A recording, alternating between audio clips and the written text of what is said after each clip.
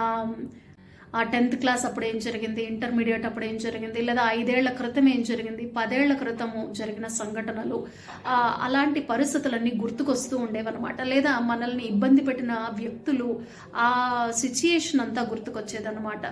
మీకు కూడా అలా గుర్తొస్తుందా? ఒకవేళ మీకు గనక అలా గుర్తొస్తున్నట్లయితే మీరు ఈ 2 పుస్తకాలు చదవటం మొదలు పెట్టండి. ఫస్ట్ అయితే నేను చెప్తాను, రహస్యం పుస్తకం అనేది మీరు ఫస్ట్ చదవండి.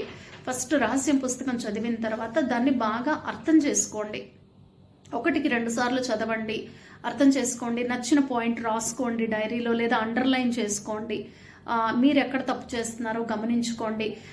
నాకైతే బాగా ఉపయోగపడిందండి. నా ఆలోచన విధానం ఎటు వెళుతోంది అనేది నాకు తెలియటానికి రహస్యం నాకు బాగా ఉపయోగపడింది అనమాట.